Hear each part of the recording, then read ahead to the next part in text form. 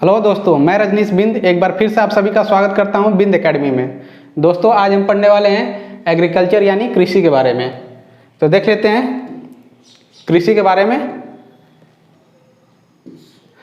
तो सबसे पहले आता है कि हमारे इंडिया में जो है ये एग्रीकल्चर कितने तरह की जाती है। ठीक है, ये मतलब ये कितने तरह पार्ट में डिवाइड है। तो देख लेते हैं। पहला हमारा आता है नोमैडिक हर्डिंग यानी पैस्टोरल। ठीक है, तो इसमें क्या होता है, नोमैडिक में ये होता है कि जो किसान होता है, ठीक है, ये अपने जानवर, पैस्टोरल यानी चारागार, ठीक, ये इसमें क्या होता है कि जो किसान होता है अपने जानवरों के साथ एक स्थान से दूसरे स्थान तक मूवमेंट करता है, आता जाता रहता है, और वो डिपेंड करता है कि उसके पास कितना खाना बचा है और कितना पानी है। ठीक है, तो देख लेते हैं। देखिए, nomadic herding is a primitive substance, ठीक है, activity in which herders rely on animal for food, cloth, shelter and tools and transport. मतलब इसमें जो है नोमैडिक हर्डिंग में क्या है कि जो फार्मर है, जो हर्डर है, ठीक है, जो फार्मर है वो अपने एनिमल्स के साथ, जानवर के साथ एक स्थान से दूसरे स्थान पे ट्रांसपोर्ट करता है, यानी आता जाता है कि किस चीज़ के लिए, फूड के लिए, क्लोथिंग के लिए और शेल्टर यानी रहने के लिए। ठीक है, they move from one place to another, जैसे मैंने अभी बताया कि वह एक जगह से दूसरी जगह आता जाता है, along with their live stock depending on the amount of equity, quality of pasture and water. वह एक जगह से दूसरे जगह तक आता जाता है, वो डिपेंड करता है कि कितना वो चल सकता है, कितना दूरी कवर करेगा। मतलब एक स्थान से दूसरे जगह जाने के लिए वह डिपेंड करता है कि कितना दूरी कवर करेगा। वो डिपेंड करता है पेस्चर यानी उसके जो चारागार होते हैं, जो जानवर्स होते हैं, ठीक है, ये जानवर जो होते हैं जिनको चराता है, और उसके पास कितना पानी बचा है, ठीक, उस पर डिपेंड करता है। फिर आता है a wide variety of animals is kept. वो लोग जो है अपने साथ बहुत तरह के जानवर रखते हैं, जैसे कि कैमल यानी ऊँट जो हो गए, शिप्स जो भेड़िए होते हैं, और बकरियां, गोट, याक एक जो याक आप जानते होंगे, ये हिली एरिया में पाए जाते हैं याक। ठीक है, फिर आगे देखते हैं दीज एनिमल्स प्रोवाइड। अब इन जानवरों के जरिए उनको क्या क्या मिलता है, दूध मिलता है, मीट मिलता है और लकड़ियाँ भी मिलती हैं। ये अपने जानवरों के साथ जाते हैं और उन पे लकड़ियाँ जंगलों से लाद के लाते हैं। ठीक है, this activity is practised in Rajasthan and Jammu Kashmir. ये जो एक्टिविटी है नोमैडिक हर्डिंग या फिर पैस्टोरल जो है, ठीक है, ये राजस्थान में और जम्मू कश्मीर में देखी जाती है। जम्मू कश्मीर जो हिली एरिया हुआ, जम्मू कश्मीर और जो लद्दाख हो गया उधर, और राजस्थान में। ठीक है, तो एक बार देख लेते हैं, पिक्चर के जरिए भी देख लेते हैं। देखिए, दो तस्वीर है।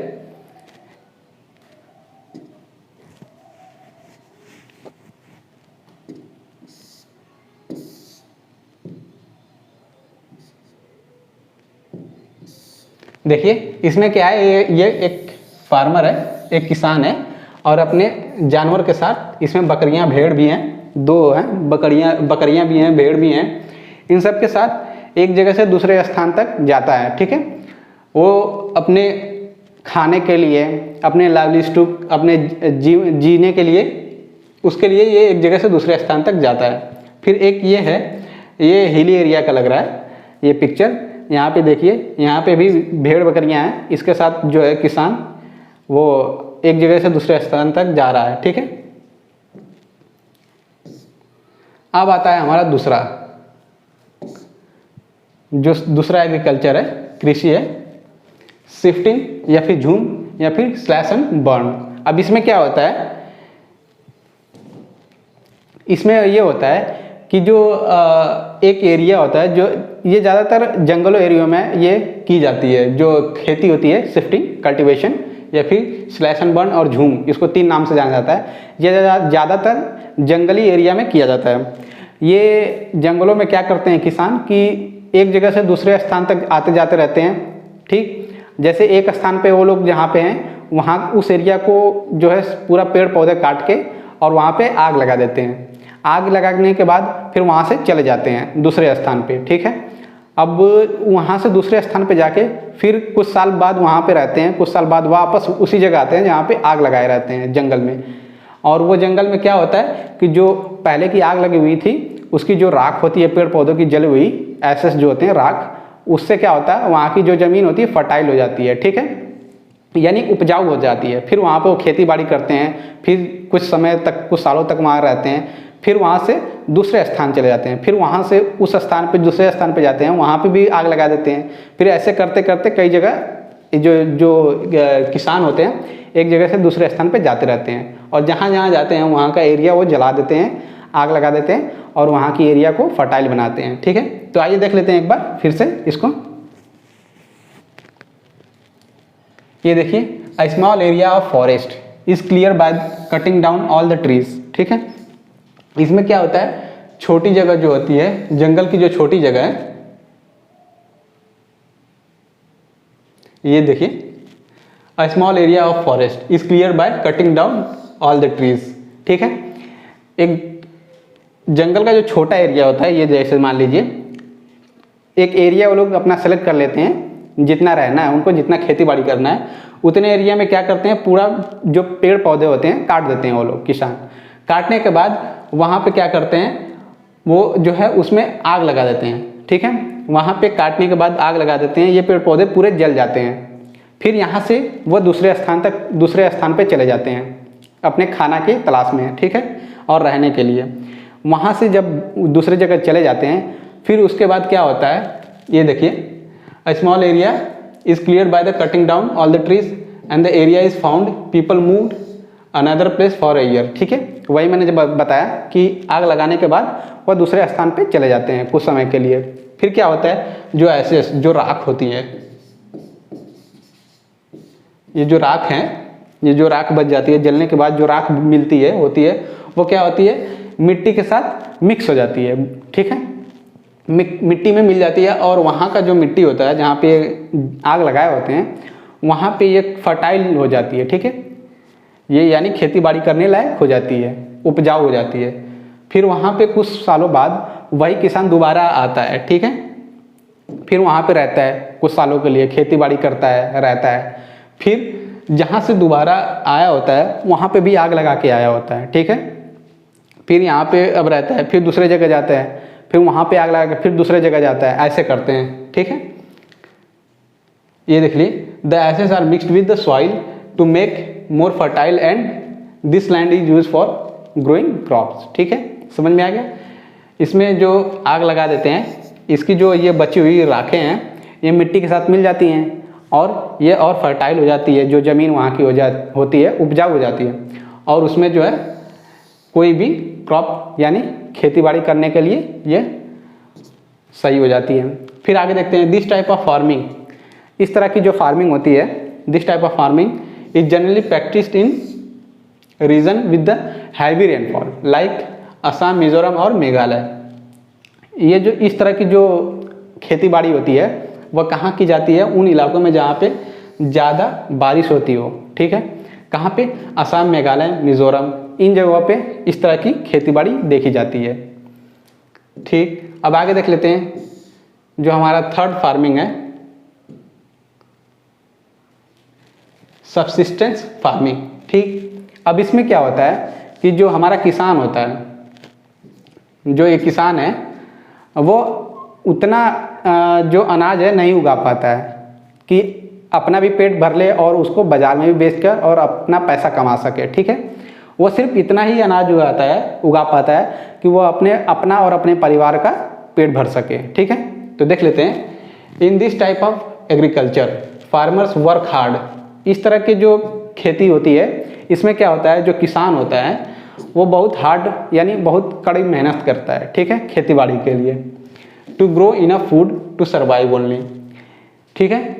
सिर्फ वो क्या करता है, बहुत मेहनत करता है और वह मेहनत सिर्फ अपने जीने के लिए और अपने परिवार को जिलाने के लिए इतनी मेहनत करता है, ठीक। In this farming the produce is consume mainly by the farmers and his family. जैसा कि मैंने बताया, इसमें से जो प्रोड्यूस होता है, जो खेती बाड़ी होती है उसमें से जो अनाज निकलता है, उससे क्या होता है, उस किसान का और उसकी परिवार का ही पेट पाल पाता है, ना कि उसको बाजार में बेचकर मुनाफा कमाए। ठीक है। The remains no surplus to sell in the market. इसमें जो अनाज होता है वो इसके पास इतना बच ही नहीं पाता है कि वो उसको बाजार में बेच सके। ठीक है। आगे देखते हैं हमारी जो चौथी फार्मिंग है, एक्सटेंसिव फार्मिंग। अब इसमें क्या होता है, एक्सटेंसिव फार्मिंग में क्या होता है, जो कल्टीवेटर्स होते हैं वो लिमिटेड अमाउंट और लेबर्स जो होते हैं, ठीक, जो मतलब अमाउंट यानी पैसे जो लगाते हैं, खेती बाड़ी में पैसा लगता है, और जो लेबर्स होते हैं काम करने के लिए, ठीक है, वो बहुत कम होते हैं, बहुत कम यूज़ करते हैं। लेकिन जो एरिया होती है खेती करने के लिए बहुत बड़ी होती है। ठीक है। और इसमें क्या होता है, मशीनों का उपयोग किया जाता है। ठीक, तो देख लेते हैं एक बार। दिस सिस्टम ऑफ फार्मिंग यानी ये जो एक्सटेंसिव फार्मिंग है, ये फार्मिंग का एक सिस्टम है इन विच, जिसमें cultivator uses a limited amount of labours and capital on large area. जैसा कि मैंने बताया कि इसमें क्या होता है, जो कल्टीवेटर, जो किसान होता है, कल्टीवेटर जो खेती करता है, वह क्या करता है, यूज़ करता है लिमिटेड अमाउंट ऑफ लेबर्स। ठीक है। जो लेबर्स होते हैं वो बहुत कम होते हैं, बहुत कम लेबरों का यूज़ करता है। और कैपिटल यानी जो पैसा, ठीक है, पैसा और लेबर का बहुत कम उपयोग होता है। लेकिन जो एरिया होता है खेती करने का बहुत बड़ा होता है, लार्ज एरिया होता है। In this type of farming is practice where the population size is small. पर इस तरह की खेती उन क्षेत्रों में की जाती है जहाँ पे पॉपुलेशन क्या होता है, बहुत छोटा होता है, यानी बहुत कम वहाँ पे जो है पॉपुलेशन होती है। ठीक है, जनसंख्या बहुत कम होती है। एंड लैंड इज इनफ, और जो खेती बाड़ी करने का जो ज़मीन होता है वो बहुत ज़्यादा अमाउंट में, यानी बहुत ज़्यादा होता है। Agriculture is done by machines. यहाँ की जो खेती बाड़ी होती है, ठीक है, एक्सटेंसिव फार्मिंग में जो खेती बाड़ी होती है वो क्या है, ये मशीनों के द्वारा की जाती है। क्योंकि एरिया बहुत बड़ा होता है, क्षेत्र जो बहुत बड़ा होता है, तो इसके लिए मशीनों का उपयोग किया जाता है, पर लेबरों का बहुत कम किया जाता है। ठीक है। फिर आगे देख लेते हैं हमारा पांचवा जो है फार्मिंग, इंटेंसिव फार्मिंग। ये उसी का एकदम उल्टा है, जो हमने अभी पढ़ा था एक्सटेंसिव, उसी का एकदम उल्टा है। इसमें क्या होता है कि जो खेती करने का जो क्षेत्र होता है बहुत छोटा होता है, किसान के बाद बहुत छोटा होता है। लेकिन इसमें लेबर्स जो होते हैं, लेबर और कैपिटल बहुत ज़्यादा होता है। यानी जो खेती करने वाले लेबर किसान होते हैं उनका इस्तेमाल बहुत ज़्यादा होता है, और पैसे का इस्तेमाल बहुत ज़्यादा होता है। ठीक है। और यहाँ पे क्या होता है कि इन जगहों पे साल भर में 2 से 3 खेती, यानी 2 से 3 जो क्रॉप्स होती हैं, खेती बाड़ी होती है, वो कर लेते हैं। ठीक है। और इसमें लेबर का ही इस्तेमाल किया जाता है, क्योंकि बहुत छोटा एरिया है, तो यहाँ मशीनों की इस्तेमाल नहीं कर पाते हैं। ठीक, देखते हैं। इन दिस फार्मिंग कल्टीवेटर, ठीक है, जो कल्टीवेटर होते हैं ये किसान, uses large amount of labour and capital. जैसा कि मैंने बताया, इसमें क्या होता है, बहुत ज़्यादा लार्ज अमाउंट ऑफ लेबर। ठीक है, इसमें कि ज़्यादा किसानों का जो लेबर्स होते हैं काम करने वाले, उनका ज़्यादा उपयोग किया जाता है, और कैपिटल जो पैसे होते हैं। ठीक है, ऑन अ स्मॉल एरिया। मैंने बताया अभी कि जो इंटेंसिव फार्मिंग होती है वो छोटे क्षेत्र में, छोटे जगह पे की जाती है। This farming is practised where the population is big but land is less. अभी मैंने बताया कि ये जो फार्मिंग होती है वह उन जगहों पे की जाती है जहाँ पे जो लैंड होता है, जो खेती बाड़ी करने का जो जगह होता है वो बहुत कम होता है। ठीक है, लेकिन क्या होता है, वहाँ का पॉपुलेशन ज़्यादा होती है, जनसंख्या क्या है, ज़्यादा होती है। और एग्रीकल्चर क्या है, कैसे होता है, डन बाय मैनुअल लेबर, यानी आदमियों के द्वारा की जाती है। ठीक है।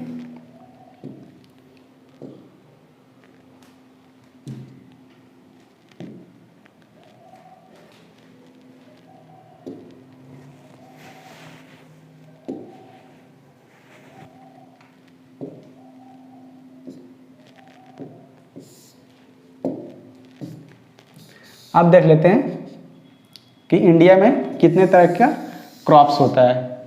ठीक है, इंडिया में कितने तरह का क्रॉप्स पाया जाता है? तो पहला होता है रबी क्रॉप, ठीक, इसका नाम हम सब जानते हैं रबी क्रॉप। अब रबी क्रॉप क्या होता है कि ये होता है दिस सीजन, रबी का जो सीजन होता है स्टार्ट आफ्टर रेनी सीजन। इसका जो रबी का सीजन होता है वो जो वर्षा होती है, बारिश का मौसम होता है, उसके बाद शुरू होता है। सोइंग बीइंग इन सितंबर अक्टूबर। जो इसका रबी का जो होता है सीजन वो कहाँ से है? सितंबर और अक्टूबर के बीच में होता है, ठीक है। एंड हार्वेस्टिंग टेक्स, जो इसका बोने का है, जो रबी क्रॉप जो बोई जाती है, ठीक है, इसमें जो फसल उगाई जाती है, रबी फसल जो होती है, वो उसको बोने का जो समय होता है सितंबर और अक्टूबर में फसल को बोया जाता है, ठीक है। और उसको काटने पीटने का जो काम होता है फरवरी और मार्च में किया जाता है, ठीक है। यानी आप बोल सकते हैं सितंबर से मार्च तक इसका सीजन होता है, ठीक है। और इसमें क्या क्या होता है? वीट, चावल होता है, जो ये हो गया हमारा गेहूँ हो गया, बार्ली, ये जो बार्ली जो भुट्टा होता है, फिर पल्स दाल होती है, और जो ये हमारा ऑयल सीड्स होता है, ठीक है, are grown in the rabi season. जैसा कि देख लेते हैं, इस पिक्चर में भी देख लेते हैं। इसमें देखिए ये गेहूं की खेती की गई है, ये मटर की खेती है, पल्स इसको दाल बोलते हैं, ये मटर बोलते हैं, पीस, ठीक है। फिर आगे देख लेते हैं हमारा कौन सा दूसरा क्रॉप आता है? खरीफ, ठीक। हमने रबी देख लिया और अब आता है खरीफ। अब खरीफ में क्या होता है? The kharif season begins with the onset of the monsoon. Monsoon जब आता है, ठीक है, मानसून, ये मानसून के समय स्टार्ट हो जाता है। कब होता है? जून जुलाई में, ठीक है। यानी जब बारिश हमारी स्टार्ट होने वाली होती है, उस टाइम ये खरीफ रीजन स्टार्ट होता है। कब? जून और जुलाई में। The crop grown in the rainy season, ठीक है। जैसा मैंने बताया अभी बारिश शुरू होती है उस टाइम ये इसका समय होता है। ये क्रॉप जो होती है वो रेनी सीजन यानी वर्षा के टाइम शुरू हो जाती है, और harvesting take place after the retreat of monsoon in September October. यानी जो ये होता है, समझ लीजिए इसका जो टाइम है जून से अक्टूबर तक होता है, ठीक है। फिर इसमें क्या क्या होता है? राइस, जो ये चावल हो गया, राइस, मेज़, मक्का, मिलेट्स, ग्राउंडनट, जो मूंगफली होती है, कॉटन, कपास, जूट, ये सब इसमें खरीफ रबी जो खरीफ सीजन है उसमें बोया जाता है, ठीक है। अब आगे देख लेते हैं तीसरा जो क्रॉप है हमारा जैद क्रॉप। जैड के बारे में ज़्यादा पूछता है तो देख लेते हैं। This is the summer season, ये समर का है, ठीक है। गर्मियों के टाइम ये साग सब्जियाँ इसमें उगाई जाती हैं, ठीक है। For growing crops which remain till April May और जून। इसका जो समय होता है अप्रैल मई और जून का होता है, ठीक है। और ये कब होता है? गर्मियों के समय होता है। इसमें क्या क्या होता है? Products are mainly vegetables and fruit, ठीक है। इसमें सिर्फ ऐसा ही फसल उगाया उगता है जो सब्जी हो या फिर फल हो, ठीक है। ज़्यादातर जैसे ये लताएं होती हैं, लताओं पे लगने वाले जो फल और सब्जियां होती हैं वो जैद में आते हैं, जैड में, ठीक है। अगर जैड में पूछ देता है और क्वेश्चन देता है कि कोई सब्जी या फिर किसी क्रॉप का नाम दे देता है, ठीक है। तो अगर आपको लगता है कि वह सब्जी या फिर जो फसल है लताओं पे लगती है, ठीक है, ये जो लताएं होती हैं आप जानते होंगे, ये लता अगर लताओं पे लगती है आपको पता है तो तुरंत आप लगा दीजिएगा कि ये क्रॉप होती है जैड में, ठीक है।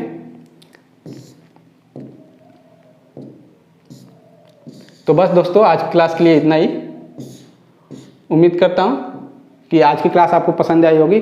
तो दोस्तों आप अगर हमारे चैनल पर नए हैं तो अभी से बिंद एकेडमी को सब्सक्राइब कर लीजिए और हमसे जुड़ जाइए। और अगर आपको ये क्लास पसंद आई हो तो इस वीडियो को लाइक करिए और जितना से जितना हो सके शेयर करिए। और दोस्तों कमेंट करते रहिए, क्योंकि आप हमें जब कमेंट करते हैं हम आपके सारे कमेंट को देखते हैं और हमें देख के बहुत खुशी होती है कि आप लोग हमें इतना प्यार दे रहे हैं और हमें जो हमारा चैनल है इसको इतना सपोर्ट करते हैं। तो प्लीज़ दोस्तों हमको सपोर्ट करते रहिए और चैनल को सब्सक्राइब कर लीजिए और हमसे बने रहिए। धन्यवाद।